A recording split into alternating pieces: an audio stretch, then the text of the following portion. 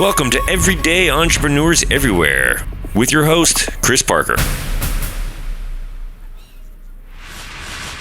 And welcome to Everyday Entrepreneurs Everywhere. This is Chris Parker, and we are in Movember, which is the month of November, and we're raising awareness for men's health, mental health, and physical health. So you can find us at ebullient.com/podcast/Movember, where you can join or donate. And what we're really asking is just during this crazy Corona time, call someone, let them know that you care, see how they're doing, and have a meaningful conversation with them. That's the best way to help people, men and women, during this crazy, crazy time. I'm here with a delightful guest that I'm literally meeting really for the first time, although I've heard things about him. I'd like to highlight that this is, and I'm so delighted by this, his first time on Zoom, which I think is so incredibly cool. That might tell you that Willem and I are coming from very different worlds. And part of Everyday Entrepreneurs Everywhere is exactly that, connecting and discovering across worlds. So Willem van Hooff, who is a designer and artist from Eindhoven. Welcome. And Willem, can you please share with us two questions? What do you do, and why do you do what you do? Hi.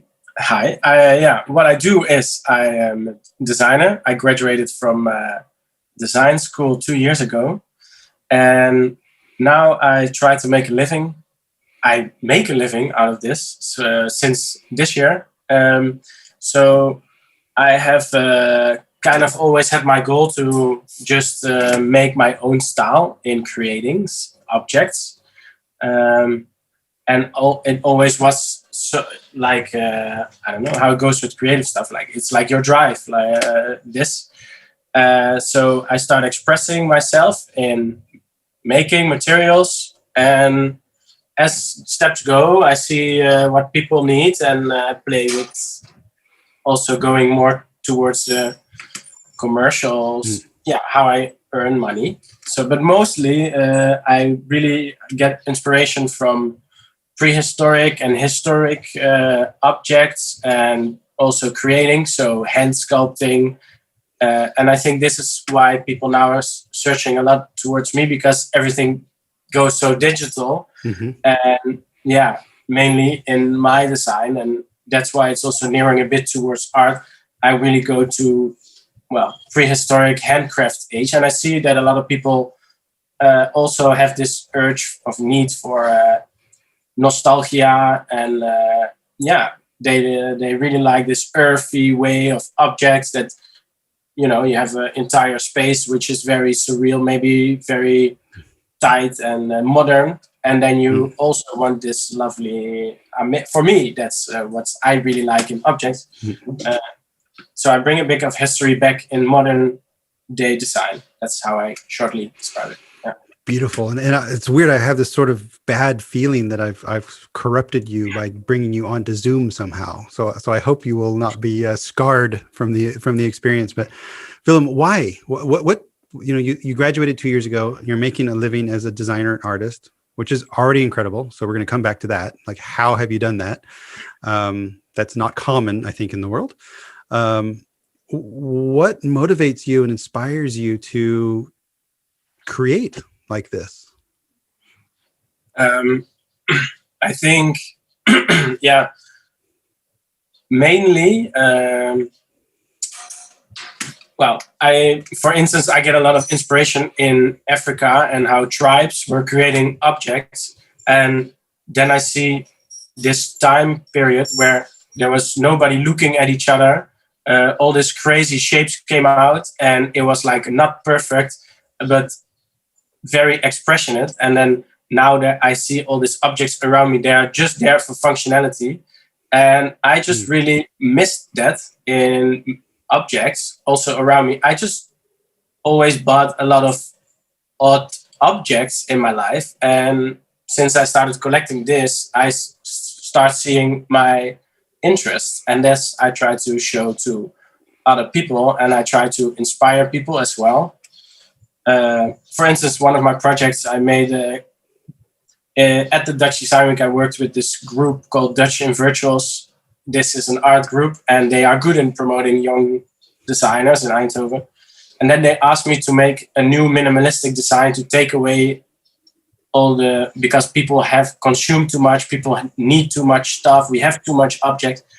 And then everybody went very minimalistic in this field. And I tried to just make an over-exaggeration, weird celebration of the stupidest stuff we have. And then I made this totems, African totems that carried very useless objects to me. And then people really, I think my pieces just showed like, okay, do you really question yourself? Whoa, all this stuff I have way too much as one person. So by creating art, I can also make a statement to people about what they have, about what they need. So sometimes I use also design to tell a story. Actually, I always do that, but when it gets sold, sometimes it's also just for the looks. I don't know, but it's a bit the two worlds I work in now. In 2 years, that happened. Yeah. Well, I can imagine, and you already mentioned, I think that with the Corona time, that people are trying to go back to basics, back to minimalistic, back to earth, back to grounded, back to self. I would like to think. Are you seeing that as well, and is that impacting your work these days, or how has that changed your reality at all? For me, maybe stupid, but Corona also had a positive effect because a lot of people were staying inside and they just wanted to bring maybe I got more interest that people wanted to bring these pieces into their homes. And then, I really try to, if you look at a home where everything is perfect, I really try to be that odd object that everybody just likes, I think. Just breaking down this box of mass consumed products, which I really don't like. So if you buy something from me, it's probably never straight and never good, perfect function, but it's just something to love and something to have an interaction with. Yeah. So this is in fact my work. And you just shared that before we started the call that you had a customer that had come and just recently just left and had tell me about that. So did that person order something or buy something because you were really excited about what just happened? So can you explain what just happened today? Yeah, so he's working in for a interior company, doing big interiors in Holland. It looks very nice, using a lot of, you can say, rich materials, but I could see in their aesthetics that if they have to choose between making it look valuable, you can use materials in a good way or in a bad way. You can put all gold stuff in there and then it looks rich, but then they use the natural nice materials, like good use of wood, good use of oak, good use of concrete. Like concrete can create such a nice atmosphere as well if you use it in a good way. And I see they had really this aesthetic, and then he called me to, just this Monday, he just asked like, hey, I have a photo shoot. Can I come by? And I never had this because people asked to come and get my object for a photo shoot, and then I have to be very pleased with this. But then this guy just said like, yeah, but we are really good and we really want to support you and we just buy everything we need. So then he just left with quite a full car, and I was just like blown away by this guy doing it so enthusiastic, so much energy, really supporting me. And then he also gave me a really big assignment for some store he was building in Stockholm with, I don't know, I just showed him one experiment I was working on and he just liked it. And then he said like, hey, I want you to do this for us. And then I was like, wow, that's perfect. Like, yeah. So this great. So I'm curious. Let's take this a bit more abstractly, and if you could share, as a, you're an artist, but you're also a business owner, and businesses need customers. What is the ideal or the perfect or the most joyful type of customer, and what do you love doing for them that is the most impactful and profitable? How do you measure that success? So, and this is really just, and the reason I'm asking the question is there's going to be people listening to this, and so maybe people hear themselves in that and they go, oh yeah, I want to call Willem for this thing. So what type of people do you love working with, and what do you do for them? Well, I actually don't think so much about the other person. Maybe that's super weird to say, but as an artist, I think they also really want stuff I did. So I just more think that it sounds so narcissistic, but it's not. But I don't think too much about the client. But in my ideal world, I would really like also to, like, this guy gives me like a nice assignment that I can see my work perfectly fit with him. Mm-hmm. But I also have I have like one assignment that I thought was so much fun working on. So this guy I actually sent him an email because I really like this guy, and this is my strategy. I always send very weird, fun emails because I receive very an email that's perfectly written, perfectly nicely pronounced. Everything is and then it never grabs me so much, so I just make it a bit fun. Sometimes I email like when I'm drunk. Those are the best. But then so this guy, I emailed this guy who has a gallery, but he makes small art, and I just really liked his stuff. And then he really liked my email also. And my good friend sent copy-paste the same email, but just changed the name. Like, we laughed so much about it. And then he just wanted to, like, oh, we have to meet this guys. You have to meet this guys. And then we just had a super fun day. And then he said, like, okay, this is the assignment. Work in that field. And, well, that's still the challenge as a designer. You get this kind of box that you are asked to make something for. And I think if you can get a good idea but fit the box, you did a design job. That's, I think, the challenge, to fit in that box. So for him, I made he's called Postmodern, so it's all about post. So all his art pieces are like the size of a postcard. It's really nice. You could also check it out. His collection is called Postmodern Collection, and then he represents a small gallery in museums, and it's like little pieces that you can buy for not a big price. And I made this little triumphs. So I like one of them. It's a postcard size, but then 3D, so you can make an object. And I have like 3, so you can stack and build your castle. And they are called a little triumph, and they are also really nice to put in this time. I think I also designed it. Is that as in Arc de Triomphe then? Is that the idea? It is. There's a small version of it, and then this is more like a church hallway. Yeah. But they're called a little triumph, and also it's based on my fascination for history. The shapes are very historical. But then you can buy a little Arc de Triomphe, and it's for a small victory in life. Like you give a victory statue, So it has a beautiful, also very cozy, cute meaning to give. Like, yeah. I love it. And you can give a little victory. Wow. And okay, people listening, now more than ever, as humanity, we need to give each other little victories. And so this is a perfect invitation to either with one of Willem's artifacts or some other way. Again, call someone and tell them you care about them.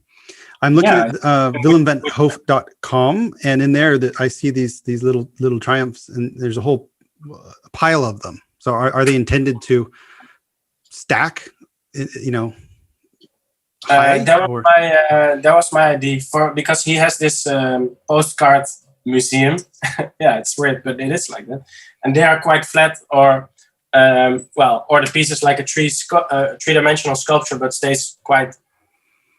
Yeah, it's not big, But then I created these pieces to stack. That was my first idea, to stack, because then you can create so much volume in even with small pieces like bricks. That's why bricks can be very impressive, of course. So I just went with the stacking, and then got fascinated by the arch. I have more work with arches. I think it's this shape is just beautiful and comes from such a rich history, and it's not only used for, it's very functional and strong as well, as Gaudi describes it, but it's also, it has such a rich impact on the shape just by using this circular shape. Yeah, so And is it concrete? It looks like it's concrete in a mold, and then it looks like you have somehow cut it with some sort of ginormous saw or sanding machine, or how did you do that? Yeah, you're quite correct. It is concrete, and then because he asked, it's the question this guy asked is like, hey, can you make a small art piece and everything has to be unique? So that's pretty hard. But then I made these molds, so I cast them in concrete. But then I was searching in concrete; they use stones. So I just went to this aquarium shop where they buy, you can buy stones for fish, and there's like crazy loads of colors for fish in the aquarium. So then I mixed my own concrete with the colors of the stone. So you can every piece is unique with the colors exaggeration, and then exactly I sand them after, so the more color comes out, or you sponge them. So the stones show more. Well, it was my idea, but weird way. It's funny to look at materials like that. I just go to an aquarium shop, I see the stones, and I just see another function for them. I think maybe people should more look like this to materials. It's really fun to do. Yeah, I love it. My 10-year-old boy Quentin is a collector of stones. So he, as we walk in the forest and things, he's just somehow addicted to picking up stones. He's not yet done something really artistic with it, but he seems to be attracted to them and seeing things differently. I'm looking at the postmoderncollection.com on the shop page, and in there you can see a bunch of these different versions. Some of them have 3 sort of arches and one big arch, and there's all sorts of like you said, every one of these things is unique, and it looks like they've been dyed maybe a little bit. The darker ones have some sort of stain on it or something. Yeah, you can change color in the concrete, so they go from white to black, or no extra color. But you could also go blue, but we just stayed gray tones now. Gray tones, and these are very small things, and you have shared with me that behind the computer that you're looking at there's a big workshop, and you sometimes make very large installations and artifacts. What is the story there? What are the largest things you've done, or what do you do in that big workshop? I also make these from a project called Elements of Construction. It's my graduation work, and it is a big. They always come pretty big, these objects. It's a research for me on concrete, on again that's but reinforced concrete. So and I actually came with that idea because I just as a creative person, you have to come up with an idea, and this one I was just biking around, get myself out of my comfort zone, getting to new places, looking at the world, just thinking hey, what's happening here? How did this come out? Just asking myself loads of questions. And then I went to the Eindhoven airport I biked there because the parking lot got, how do you say? It broke down. It went. It collapsed. Oh, wow. Yeah. So there's the parking lot. There was something wrong, and it was made of reinforced concrete. So they did a wrong calculation, something. But then you saw all this grit, which normally hidden in the concrete, came out. So you saw these big columns, but then this material, which is always hidden, came out. And I just looked at it and I thought what? That's such a hidden beauty, like that perfect squared metal. So this grid, and I thought like, wow, why don't we see it? Like, why don't we? So I start looking up the material and made shapes of it, and you just make shapes of perfect squares, and it's very graphical. Like you can see through. There's so much quality. So I started working with this, and then I thought also, wow, this concrete where it's always covering the whole piece. Well, they are connected, but maybe I can use them together in a different way. So then I do this. Well, in school you have to do a lot of research. So I did this research in architecture, and architecture always starts in the ground. They make molds in the ground. They make big pillars in the ground. So this project is just me making this metal grid in the shape I like. Then I dig it under the ground, and I dig with my hands a hole, which becomes the mold for the concrete I cast in. And this gives the ability to cast in the middle of the metal. And because my shapes are just furniture, bit size, smaller size, I can dig it out of the earth again, and there comes an object. So it's just, I came with this new way of making, and so I just really had fun in making these grids and then bringing them to the nature, cast the pieces there, digging with my hands.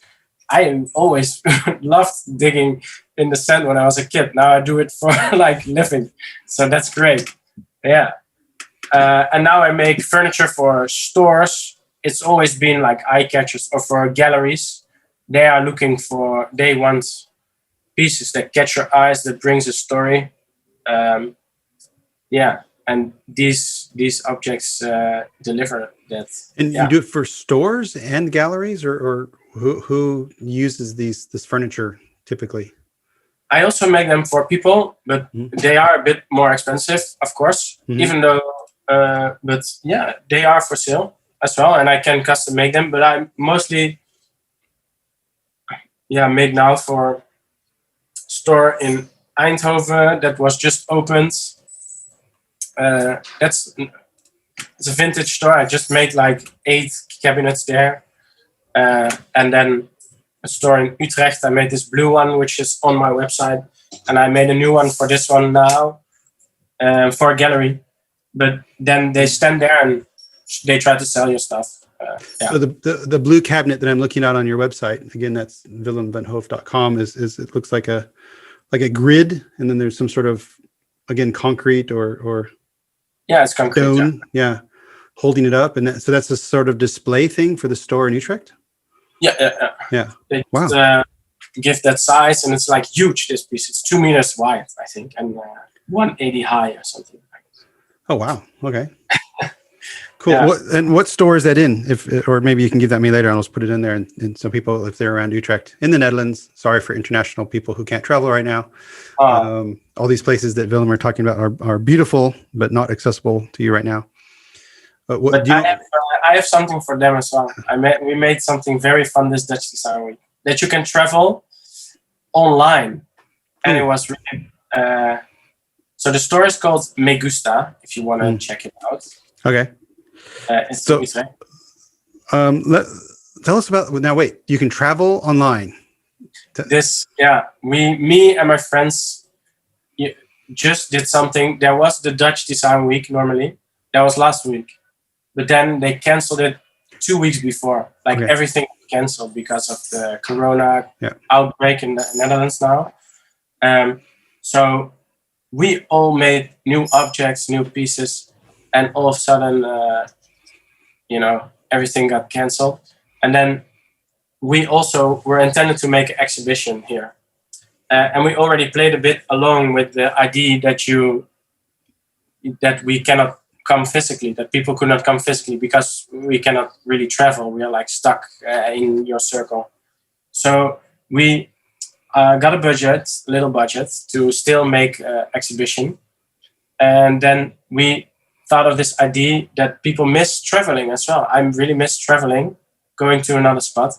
So we thought, how can you travel online? We came up with Dutch design is really stands for playful, innovative stuff.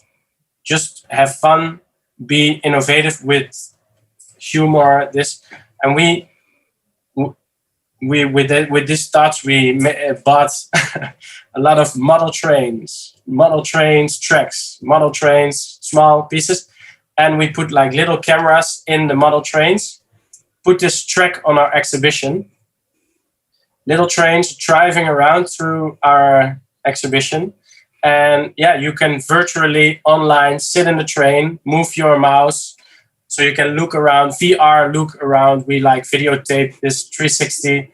And also it was a bit by questioning the virtual stuff that everybody is putting online now, because I see a lot of virtual stuff and it's not really touching me. It's like, it stays in that computer screen, and a little mix between the physical world and this digital world. We thought that could be so much more valuable. Mm-hmm. And then the exhibition, actually, what is a big joke is that all the pieces are printed out on a cardboard. So it's very, very tiny. It's like, it's really small scale, crazy, weird objects.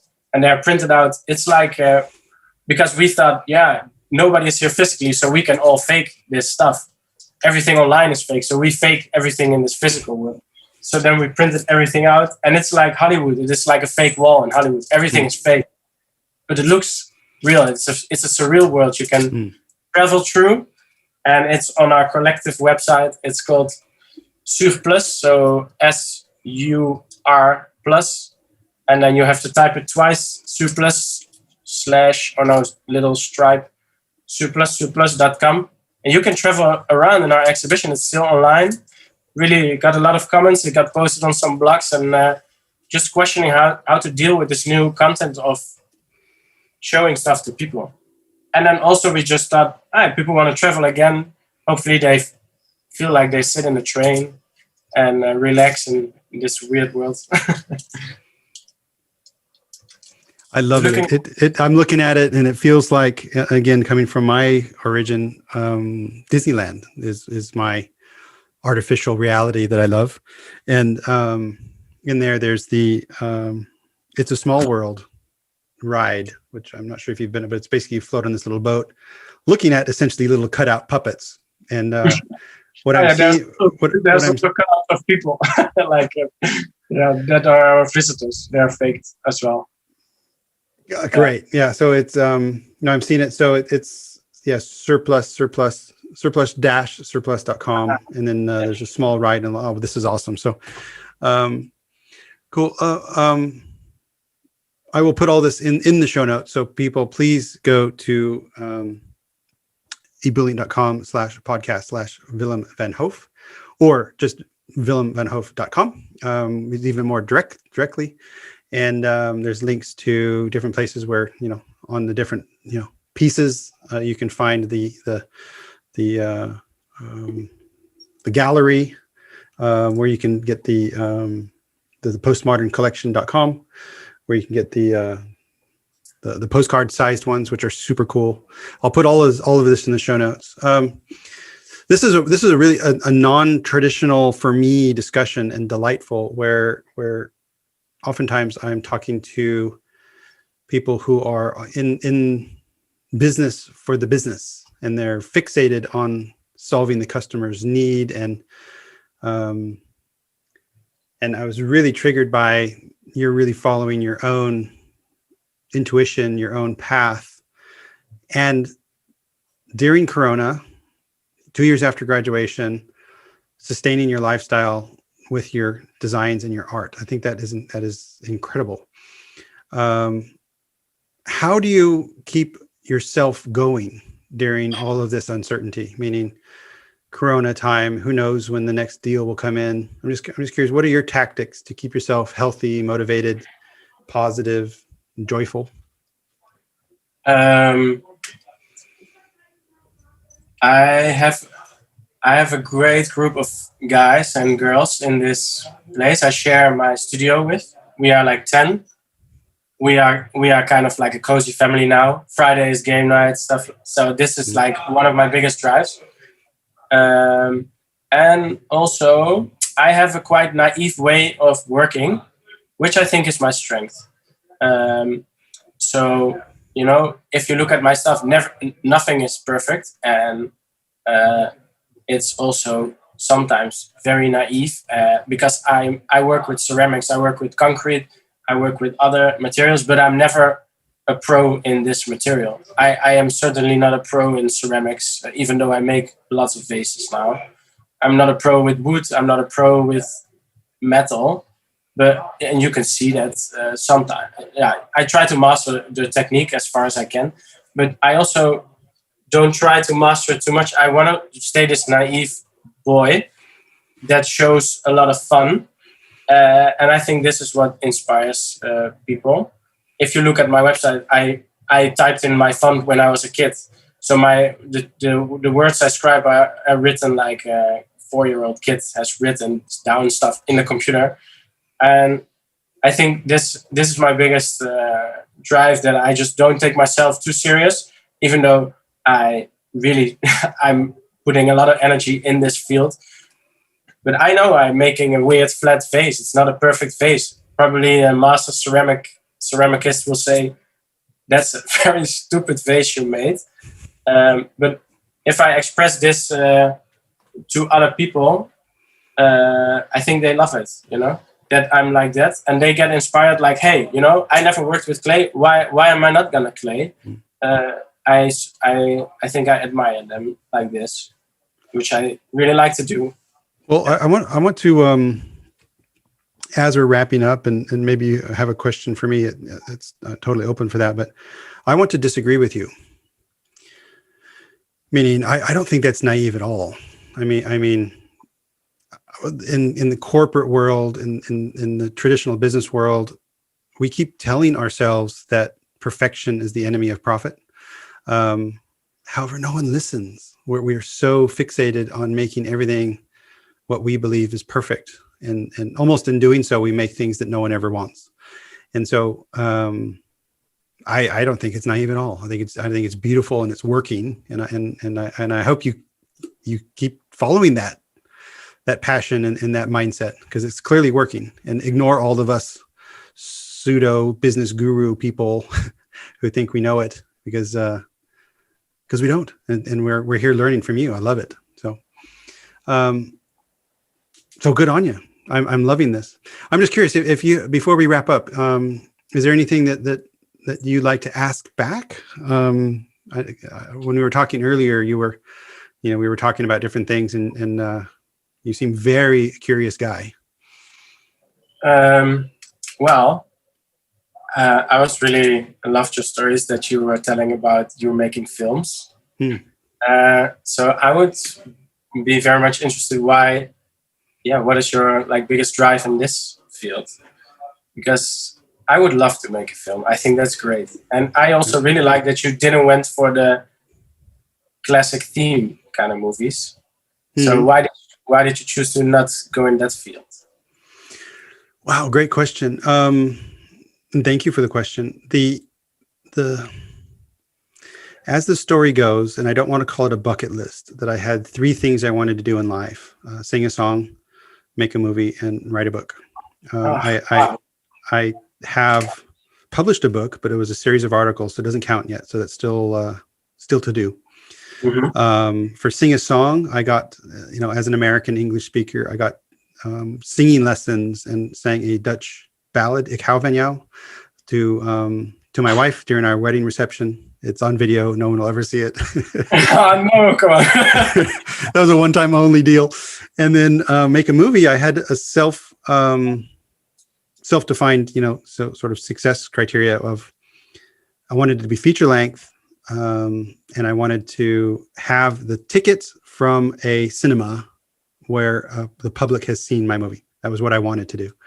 And I just started taking lessons, and I went over to London for a producer's course, and started some thing called the 48-hour film project. We licensed that with a friend, Richard Schut. We licensed that for the Netherlands, and And there's a guy, Christian Kniga, who actually is a dear friend and edits these videos. So this is, many, many years ago when we first met at this basically community film contest.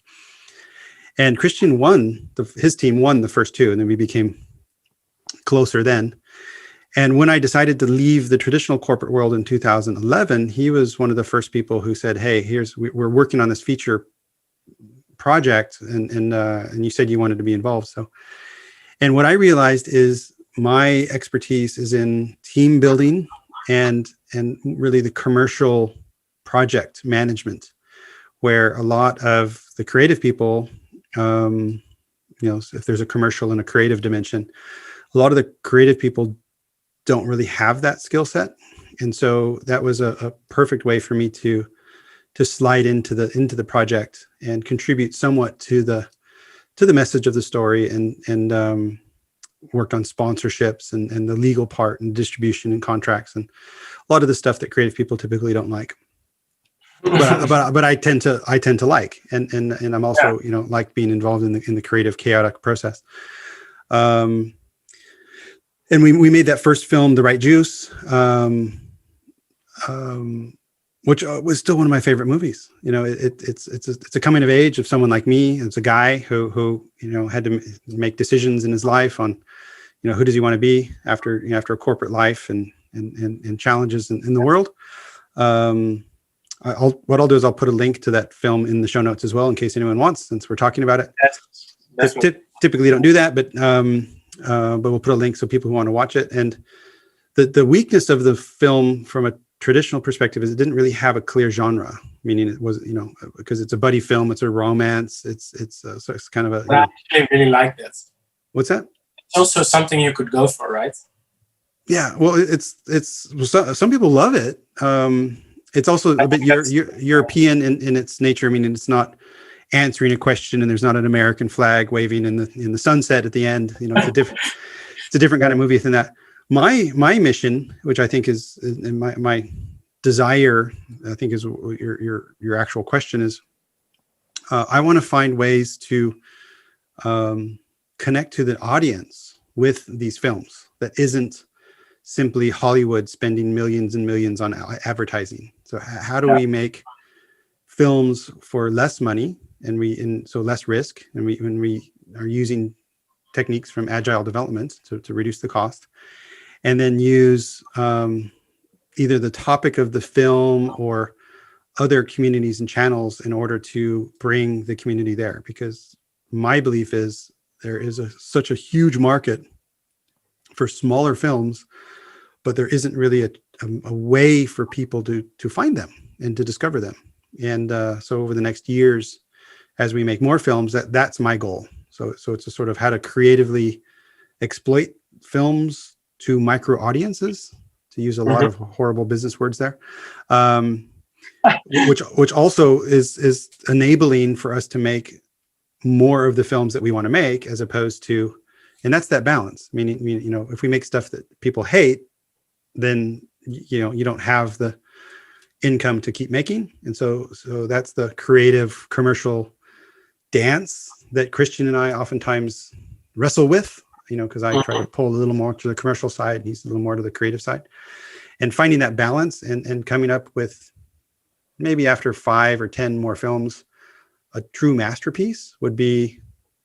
That's a good goal. Beautiful. That's that's what I'm about on that one. So thank you for the question. I appreciate that. It's a meaningful part of my world that I don't talk about much on the podcast, because it's typically about business. So thank you for bringing it up.